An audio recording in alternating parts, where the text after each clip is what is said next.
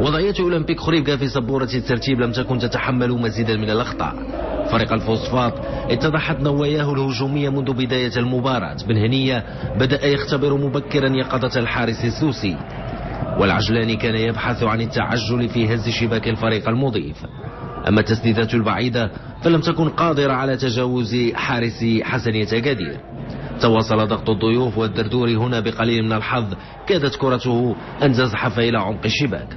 خلال الشوط الثاني لم تنقص عزيمة أولمبيك خريبكا لبلوغ مرمى حسنية أكادير. بن هنية لاحقا يتلاعب بالدفاع وينفرد بالحارس دون أن يتجرأ على هز شباكه. وخلال الدقيقة 85 إبراهيم البزغودي ومن زاوية صعبة يسدد مباشرة نحو شباك الحارس السوسي، موقعا الهدف الأول والوحيد في المباراة. هدف منح فريق الفوسفات النقاط الثلاث، نقاط إن لم تبعده عن دائرة الخطر أكيد ستمنحه الكثير من الثقة خلال ما تبقى من الجولات.